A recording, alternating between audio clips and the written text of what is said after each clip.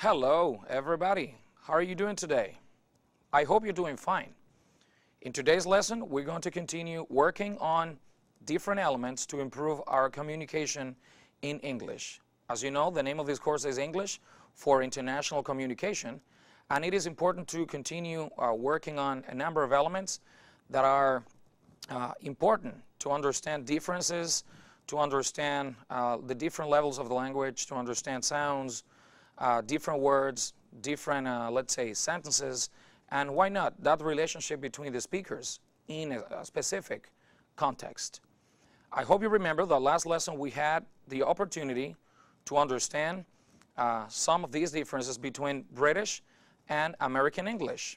As you know, they are very, let's say, useful, and they are very, or like the most important variants, not to discriminate against others, in the world. Let's analyze today's objective. Let's take a look at the slide. Well, we are going to try to get familiar with some contrast between English in the British and the American variant. We did that last lesson, but today we would like to go over some levels that we cannot do because of time. And later, I would like to dedicate some time to working on the lexical level. And this time it's not going to be British or American English. It's going to be English, let's say, in general, things that we have in common between, let's say, all the variants of English. Well, I hope you remember that in our last lesson, we were able to go over, let's say, these levels, the phonological, the lexical level. I hope you remember that in the phonological level, we were able to discriminate certain sounds. Sounds that you have in British English, sounds that you have in American English. I hope you remember that, for instance, we had sentences in American English like, have you had the opportunity to do exercises before? That would be in American English. While in British English, we would say, have you had the opportunity to practice English before? I mean, we tried. We had the opportunity to learn. Me as a teacher, I really enjoyed that lesson because I really, let's say, like British pronunciation too. Well, in the lexical level, we were able to check some differences in terms of, let's say, car parts in different words that we use in one variant and in the other. And, well, very briefly, we had the opportunity to go over the syntactic level and the textual level, but we didn't have a lot of time. That's why I would like to start today by analyzing some of these, let's say, elements that might be different from one variant and the other. Well, there we go, the syntactic level, and some meanings that are expressed at the sentence level. We have the opportunity, for example, to analyze how, when we talk about birthdays, there's a difference in the order of words. For instance, in British English, it's more similar to the way we say that in Spanish. First, we say the day, the 12th of November, 1982. I was born on the 12th of November, 1982, right? Like in Spanish. While in American English, there is a difference in the order. First, they say the month, then the day, and finally the year. She was born on November 12th, 1982. It is also common to find meanings like this recent past that can be expressed, or it's more common to find it in British English, using the present perfect with the particle just. Tina has just come back from her trip. Again, Tina has just come back from her trip, and look at the position of just. It is between the auxiliary verb has and the past participle of the verb come. So Tina has just come back from her trip. This recent past, I hope you remember, is something we say in Spanish with the expression acabar de. La expresión que utilizamos en español, acabar de, sería la traducción más parecida a lo que queremos expresar con ese pasado reciente. Tina acaba de regresar de su viaje. Tina, in British English, Tina has just come back from her trip. In American English, they use the particle just. But, as you can see, it's not present perfect. The grammatical tense they use, it is the simple past. So, I just ate dinner with my family. I just ate dinner with my family. Acabo de comer con mi familia. All right, so these are two important meanings that we can express using different syntax, using different sentence words in the sentence, word order, as you could see here. Let's analyze two more. When you talk about possession, it's common in British English to use the particle, let's say the she's got or I've got. In this case, she's got a flat on Lincoln Road. She's got a flat on Lincoln Road. I hope you remember the flat is a variant for, let's say, British English, to say apartment, right? In American English, we say apartment, and in British English, we say flat. She's got a flat on Lincoln Road. That's the way they would say it. While in American English, I have an apartment on Willow Street. I have an apartment on Willow Street. All right? So this is something important to take into account. The use of have got versus the use of have when talking about possessions. Just remember that if you have in the question, have you got a pencil, for example, when you're asking about a possession, the answer would follow that auxiliary verb. So, have you got a pencil? The answer would be, yes, I have. No, I haven't. While in American English, do you have a pencil? And you're using do in that case. So the answer would be, yes, I do. Do you have a pencil? American English, yes, I do. Have you got a pencil? Yes, I have. Well, no, I haven't. Right? Remember, it is important to follow the rule of the use of the auxiliary verb. If you use it in the question, you use the same in the answer. All right. When talking about suggestions or recommendations, it is very common to find structures like the ones you see there. I suggested that she study in that school. So the use of that is more common in British English. It doesn't mean that you don't use it in American English. We're just talking about use of the language. She suggested I go to the gym more often. Some people might wonder why we say she suggested I and not she suggested me. Well, this is a very hard structure to understand. Verbs like suggest, recommend, instead of using the object pronoun, after that, they don't say she suggested me. They say she suggested I. So that happens with verbs like suggest, recommend, command. But what we are, let's say, learning here is more related to the use of the particle that. She suggested or I suggested that she study in that school. And the verb, you say she study. It doesn't sound grammatically correct, but that is the way we say it. Right? So take that into account. It is a very unusual structure in English, but that is the way this is expressed. All right, these are some important changes in regards to the syntactic level. Right? Different, let's say, orders in the words, different structures sometimes. And now I think it would be, let's say, a good idea to go over certain elements in relation to the, let's say, the connection, the rapport between speakers in the language, in the context. There are also differences between American and British English when it comes to this level, when it comes to discourse, textual level. Anyways, the relationship between speakers in a specific context.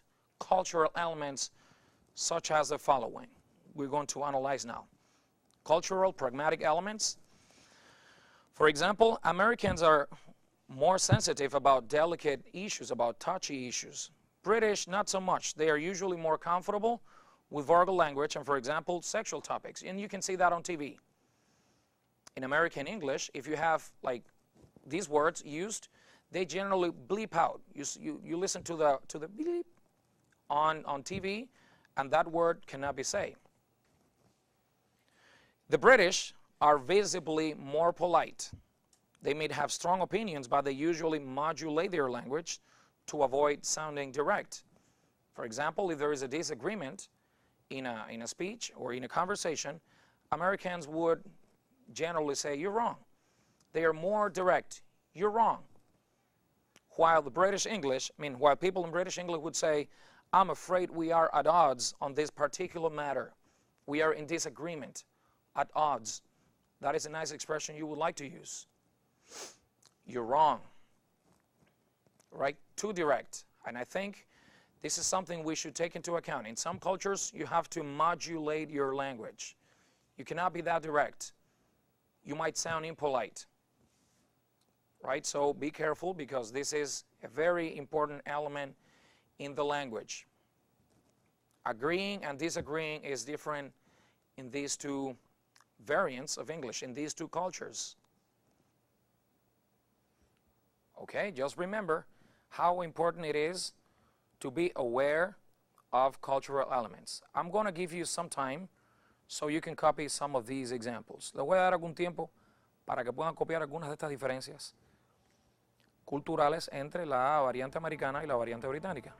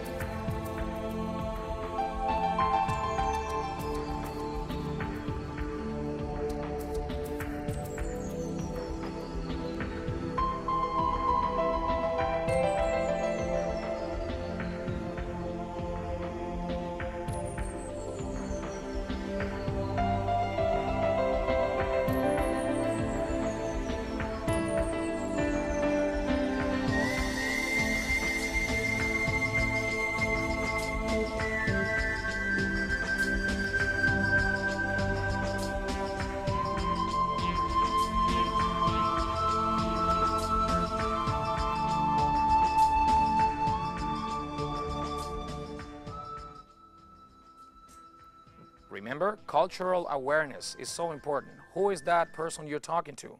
Is that person from Great Britain? Is that person from the US? Remember, sounding direct in languages might be polite or impolite. Sounding too direct will be impolite. There are also other elements that are related to cultures. These two cultures that we are studying today. Let's analyze the other slide. Something that Americans, let's say in terms of culture, they find British accents interesting. That has been portrayed in movies. A British person comes to the US, and when they use their British accent, that sounds sexy. Americans in general show respect when it comes to the accent of British people. Unfortunately, sometimes it doesn't happen the other way around. There have been people with not very nice experiences. For example, I know a colleague, and she was asking for a bottle of water, and the woman in the store did not know, or she pretended not to know what this colleague was saying. She had to say in the end, "bottle of water." Una colega que fue a Inglaterra pidiendo una botella de agua, y en la tienda le pedía a la persona que estaba despachando un pomo de agua, ¿no? Tenía sed. Y en un momento le dice, "Can I have a bottle of water?" Y la señora, a ver que está utilizando el inglés en la variante americana, she didn't seem to realize, she pretended not to understand what the colleague was saying. Decía que no tenían eso en la tienda. She said, "We don't have that here, sorry." But when the colleague turned around and she was leaving out of the store, the lady said, "Oh, a bottle of water." La profe se iba, una colega, y al salir de la tienda, la señora la llama y le dice, "Oh, bottle of water, a bottle of water." Y bueno, al parecer no quería entender, ¿no?, que la profe hablaba inglés con el acento un poco americano y bottle of water no le sonaba, digamos, algo agradable a su oído. So sometimes we have cultural problems or cultural misunderstandings. Now, another difference is that British people are prone to understate a lot. Americans do the opposite. For example, when we talk about painful things, British people would say, I took a bit of a tumble. Si un británico tropezara, no tienden a minimizar el efecto de las cosas, diría, bueno, como que me di un tropezón. I took a bit of a tumble. Y a lo mejor pues, se pudo haber hasta dado un golpe, pero minimiza el efecto de la situación. O sea, no exagera, como en el caso de un americano que diría, I fell down and I almost broke a leg. Me caí, bueno, y casi que me rompo una pierna. All right? So maybe you want to copy these examples. Remember, we shouldn't generalize because there are specific, let's say, situations. We have different people. We're just talking about general uses of the language, of these two differences. Maybe you would like to copy this. I'm going to give you some seconds so that you might take some notes. Please do so.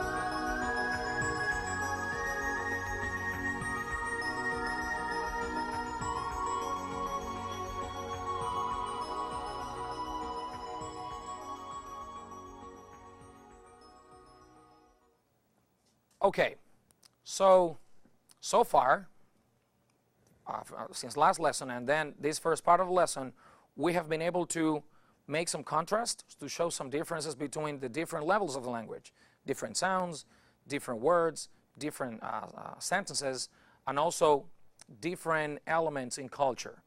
But of course, there are elements in common because English, as an international language, is used by different variants around the world. In today's lesson, I would like to dedicate some time to one important moment of communication, that is when we use some phrases that are sometimes easy, but sometimes are not very easy to understand. They are really complicated. And that is the moment when we use what we call in the language phrasal verbs. So let's take a look at the screen, and that would be the first element that we're going to analyze in relation to phrasal verbs. A phrasal verb, as you can see, is a verb plus a preposition or an adverb. And the first examples that we're going to analyze are phrasal verbs that can be literal. That is, you can understand the verb and the preposition. If you read them in isolation, it makes sense. Prepositions, adverbs, they have a meaning. Those are, let's say, elements that can be analyzed in the sentences we see here. Go away and leave me alone. So if you analyze go, that verb, and away, meaning, let's say, being distant from a place, and take off, take, right, the action accompanied by off, when you detach something from a specific, let's say, place. Maybe if we analyze that in the pictures, that would be easier to understand. Let's take a look. There you have a woman, right, and a boy. Maybe they are husband and wife, and they are having like an argument. Something terrible happened. So the man is going towards her, but that preposition away is telling the person to move distant from that place. Go away and leave me alone. Go away, distant from this place. That is the meaning. You understand the meaning of this phrasal verb, because go and then away, which means distant. Go away and leave me alone. The woman is very upset with her husband. What did he do? We don't know. In number two, there you can analyze. The woman arrives, a person arrives at a person's house, and the person sitting on the couch is asking the other, the newcomer to take off her coat. So the action of taking off, right? She has to do that action. She has to detach that element from her body. Take off your coat and sit down. Take off your coat and sit down. Okay? So remember, we have phrasal verbs that are very literal. You have the verb with the preposition. Maybe if we do an exercise, for example, when we're giving directions, that will be easier to understand with verbs, for example, with verb go and other prepositions, how, let's say, it is, in this case, not very complicated to analyze. Let's see. For instance, with the verb go, as I was saying, when we're giving directions, well, you know the action go. Then with the prepositions up and down, go up the stairs, go down the stairs. Up, implying, in this case, of course, up has other meanings as a preposition, but in this case, it implies moving to a higher place. So go up, the action implies moving to a higher place, and down, the opposite, a movement from a higher place, up and down. Go up, go down the stairs. Two more verbs with two other, prepositions. Go over the bridge or go under the bridge. Over, meaning above. Under, meaning in a lower position than something else. Y fíjense como en inglés cambia solamente la preposición, sin embargo, en español, en nuestra lengua española, cambia el paradigma, o sea, cambia la palabra. Go up sería subir, go down, bajar. Go over es pasar por encima de algún lugar. Y en el caso de los otros verbos, vamos a ver cómo en inglés solamente cambiaría la preposición, sin embargo, en español cambia totalmente esa palabra. Subir, bajar, entrar, salir. Y eso en inglés se puede expresar con el go y estas partículas que nos permiten, en este caso, como es una, es una expresión muy literal, nos permite entender mejor. Go out or go into. Out, movement from inside. Go into, entrance. Into meaning entrance. All right, maybe you want to copy these words, combine these prepositions, combined with the particle, the verb go. Please take some minutes, some seconds to copy that.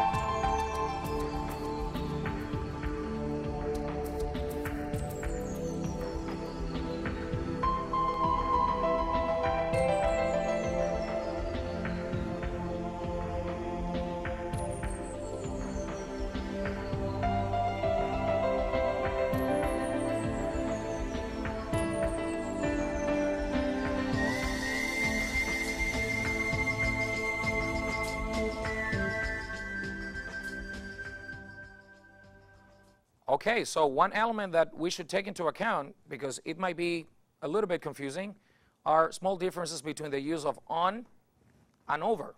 So on is directly touching the surface. On. While over is not, it's a little bit upwards. It's not so close to the surface. Over, on, maybe under.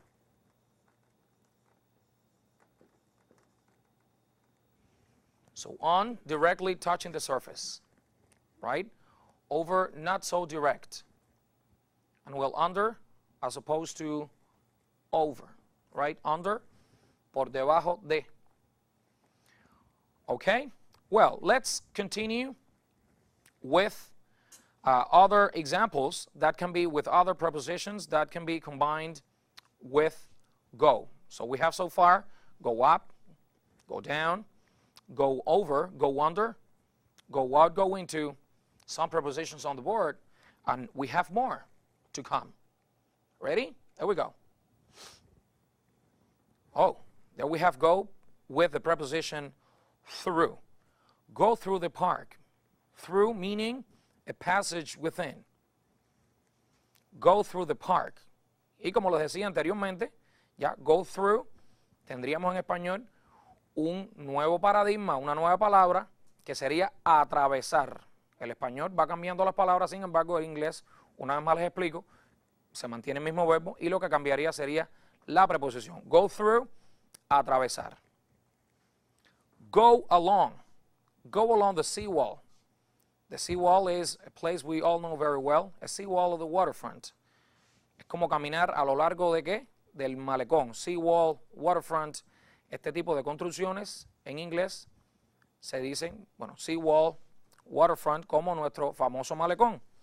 Go along the seawall. Along, as I said, following the boundary of something. Seguir a lo largo de. Okay? Go past. Go past the church.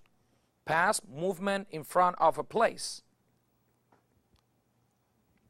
And to go back to the house. Back meaning return. So go past the church, go back to the house. Go back, bueno, regresar, go past. Si yo le digo a alguien, bueno, cuando pases por la iglesia, cuando pases por un lugar y ese lugar le queda al frente de usted o le pasa por al lado, usted utilizaría la partícula go con la preposición past. Right? I'm going to give you some time now so you can copy. Please.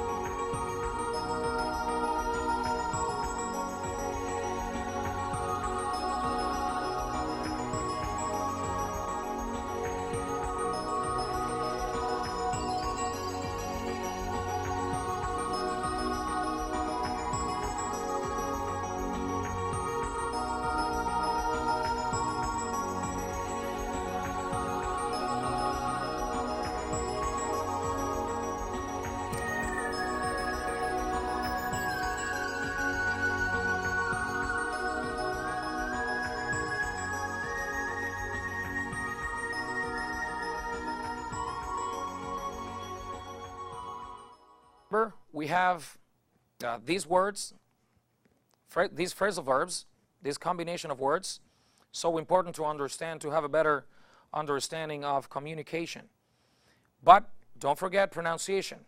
Take a look at the word through, go through. We have so many letters, but remember that it is very common that in English you have silent letters or you have big words and the pronunciation is very small.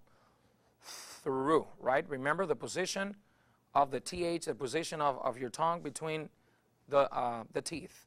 Through. Go through. The other one is along. And it shouldn't be confused with the word I live alone. You have different sounds, alone, but this one is along. Along.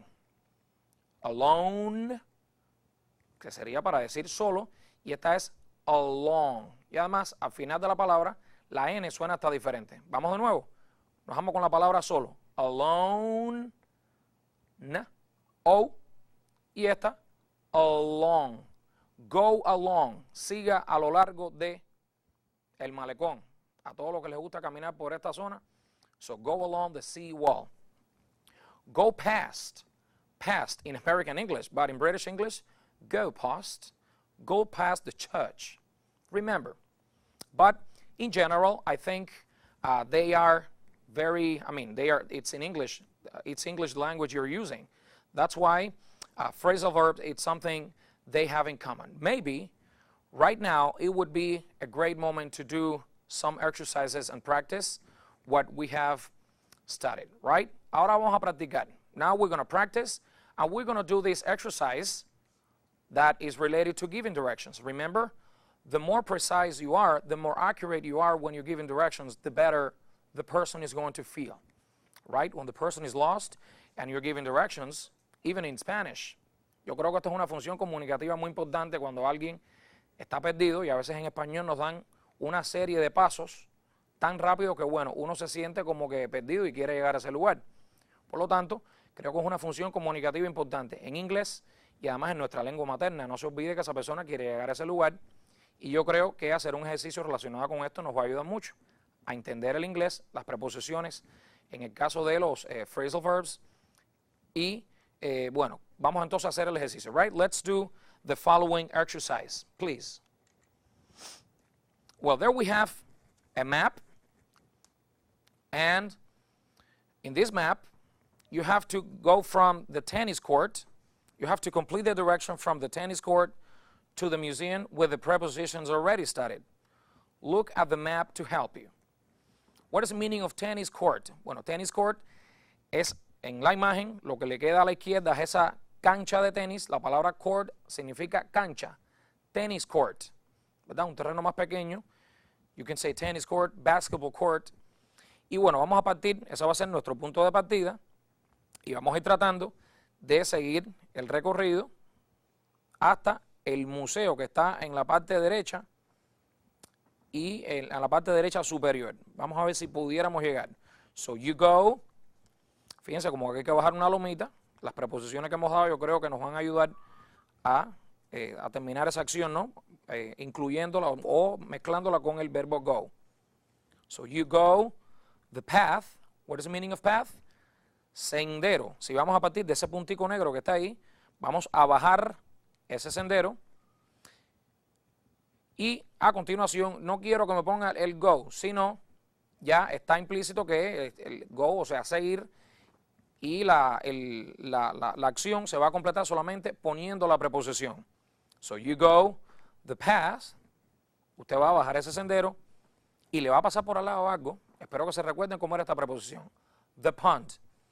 Es ese, digamos, lugar donde tiene agua al lado, que está al lado de un árbol.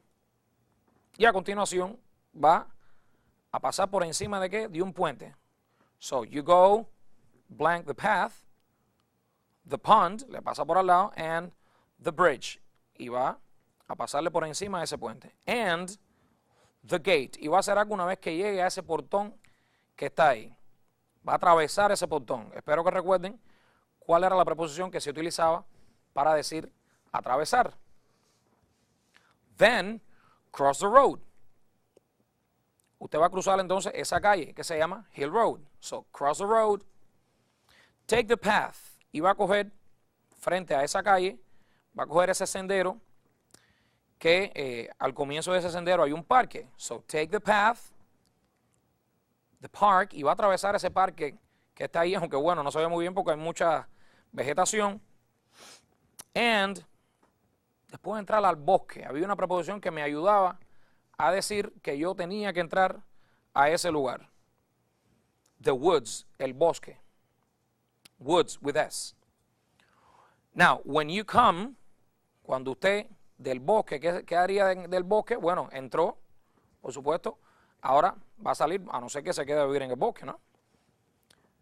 Entonces va a entrar al bosque, después va a salir, y a continuación va a seguir ese sendero, just follow the path, y va a hacer algo con unos escalones que hay ahí.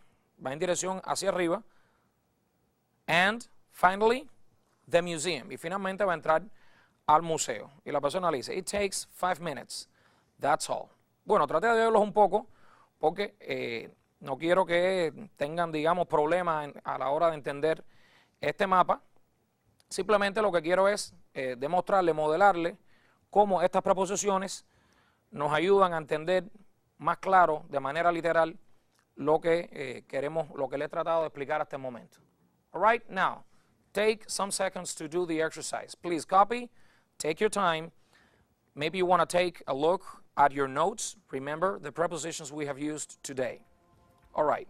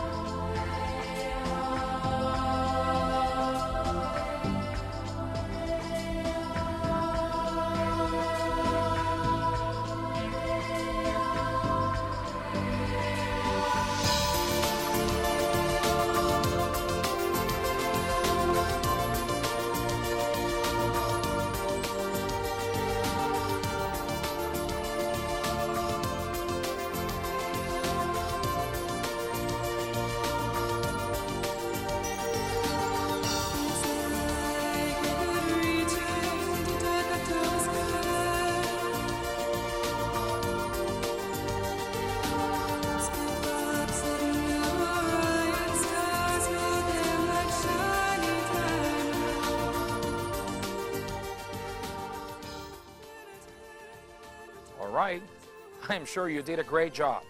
Remember, those prepositions will help us understand better or communicate better in English. The use of prepositions is very, very useful, right? It's easier now because there's a literal meaning. It's very easy to understand. Let's see if you were able to do that exercise. Let's check your answers.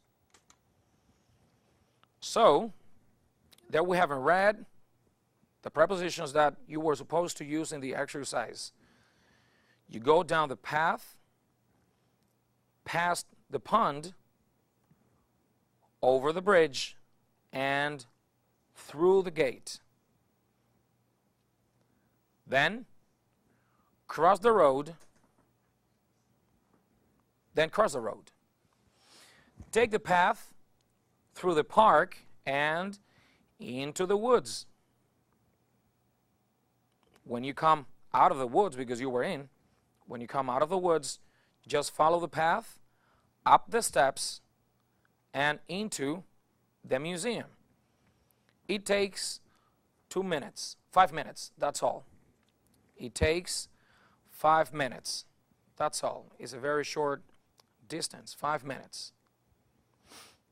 So it is so important, the use of these prepositions in English. And once again, remember that in English, in the case of this verb, we use more prepositions, while in Spanish, we use different words. Okay. So I hope you were able to do that with the help of the map. Now, I'm not going to give you any help. I will give you now the chance to use other prepositions that you may know. And let's do that. Let's try to do another exercise just to continue practicing. Remember, the meaning is literal. The preposition tells you exactly what you have to do. In the next exercise, you have to complete some sentences with a word from the following box. So the preposition out would be used twice. Up, on, and back. Okay, so put something warm. It's cold today. Put. Number 2, I never get off bed. Yo nunca. Algo que hacemos en la cama before 8 on Saturdays. Number 3, I forgot my cell phone. Let's go to the house and get it. Number 4, I'm going to take the dog for a walk. A dar un paseo al perro. Voy a hacer algo con el perro, le voy a dar un paseo. ¿Cómo se diría eso? Teniendo en cuenta la preposición, si estoy adentro, bueno, ¿a dónde yo paseo mi perro? And number 5, why are your clothes on the floor? Please, pick them, pick, recoger. Y esa acción de recoger, si está en el piso, vamos a ver dónde lo ponemos. ¿En qué dirección voy a realizar esa acción? Bueno, les voy a dar algunos segundos para que hagan el ejercicio. All right, take your time.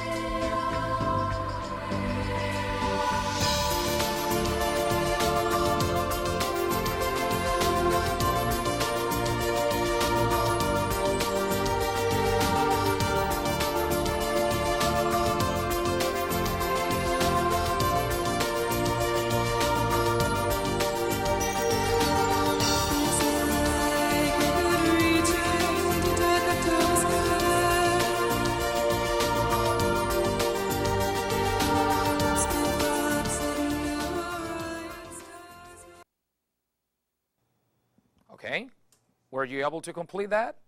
I'm sure you were. You're very intelligent, my dear friends. Let's now check the answers. Okay, so put on something warm. It's cold today. Number 2, I never get out of bed before 8 on Saturdays. 3, I forgot my cell phone. Let's go back to the house and get it. Let's return. Let's go back to the house and get it. Number 4, I'm going to take the dog out for a walk. To take your animal out, to take something out of the house. In this case, your dog for a walk. Number 5, why are your clothes on the floors? Please pick them up. Right? So focus your attention on the prepositions you were supposed to use. Right? I will give you some seconds. I hope that was right.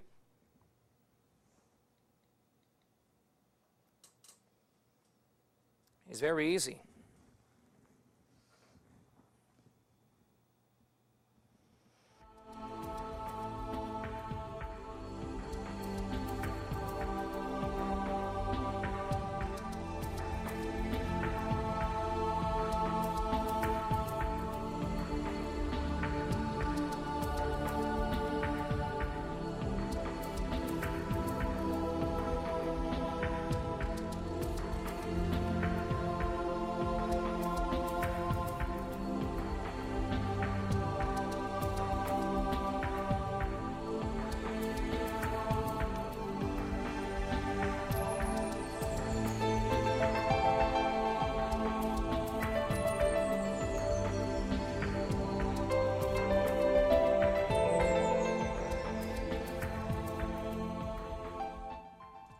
All right, something important in English is understanding phrasal verbs.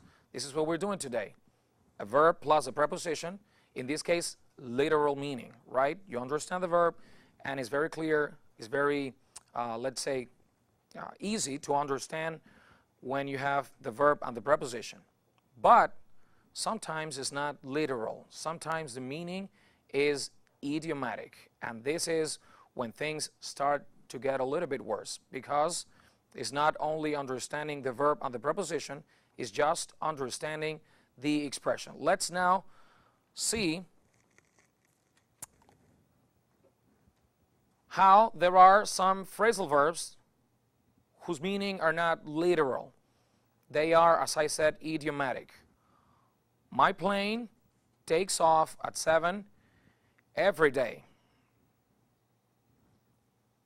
Right? In that case, well, you cannot understand the action take and off in isolation. Take off. And, of course, if you take a look at the image, you know what to take off means. Despegar. Muy bien. And in number 2, the person is very happy because she gave up her job. Give up your job, right? You quit your job. Dejar, renunciar a su trabajo. Y la mujer, bueno, parece muy contenta. Al parecer no se sentía bien en lo que estaba haciendo. Right? So, in this case, as I was saying, it is literal. And it's really important to learn many of these expressions. And as I said, literal is easy, but when it is idiomatic, things are not as easy as they seem. You need to learn them by heart sometimes. Let's now see how some examples can be, let's say, used as phrasal verbs. You have to put out a cigarette, and that is a verb we use to, let's say, to stop the light of a cigarette. In this case, apagar el cigarro. Run out of milk. Cuando a alguien se le acaba algo, en este caso la leche. To run out. Another phrasal verb is to ask someone out. And it is very common to put the verb at the beginning, the direct object in the middle, and the preposition in the end. In verbs like ask someone out, you have, and it is obligatory to put that, the particle, the person, the one you're talking about, is in the middle of the verb and the preposition. Ask someone out. Invitar a alguien a salir. Another important verb when you talk about people's relationships is the verb get along with. How do you get along with your boss? How do you get along with your mom? Llevarse con alguien. The verb look is really interesting because with the preposition up, it means to go for this word, to try to look for the meaning of a word, is buscar el significado de una palabra en el diccionario. Another one is a car that breaks down. Cuando se rompe el carro, fíjense que no solamente decir break, sino que habría que agregarle la preposición down. Cuando el carro se rompe. And as I said, we have verbs like look at. Look at means mirar. To look for a different verb, to look for someone. Buscar a alguien, to look for someone. O buscar algo también. To look after is to take care of someone. Is another, let's say, useful idiomatic expression. Cuidar a, to look after someone. And with look, you also have look forward to. That is when you're eager for something, when you want something very much. Sería algo en español como anhelar algo. Y una vez más, el verbo y la preposición no me dan el significado de manera literal, por lo tanto, son frases o expresiones que tienen características idiomáticas. An example can be, you need to put out that cigarette, right? It's not very nice. Could you please put it out now? And here, when you use put out and you use it as a pronoun, it is common to, like in these examples, to put it between the verb and the preposition. Could you please put it out? It, right, in reference to that cigarette. Could you please put it out? Now. Okay? So please copy them, and we will have, let's say, in future lessons, the possibility to practice them and to do some exercises. Now, just copy them, and I will give you some time, please.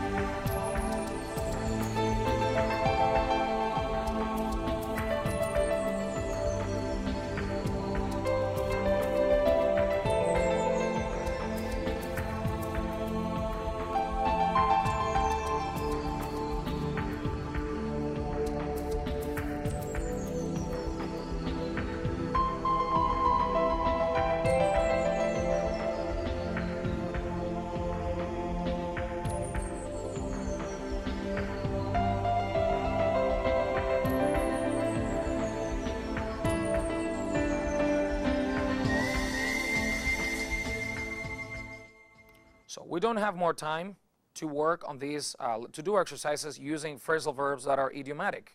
But to conclude, I think today's lesson was profitable because we were able at the beginning to understand differences between British English and American English. But there are also similarities, right? The use of phrasal verbs is something that they share, right? Phrasal verbs that are literal, the verb plus the preposition, you understand it, it's crystal clear. On the other hand, you have phrasal verbs that are idiomatic. And my friends, let me tell you that we need to study. We need to understand this better, and we need to continue using this. I'm sure we will have more time in future lessons to continue working on this. Thank you very much. Bye-bye.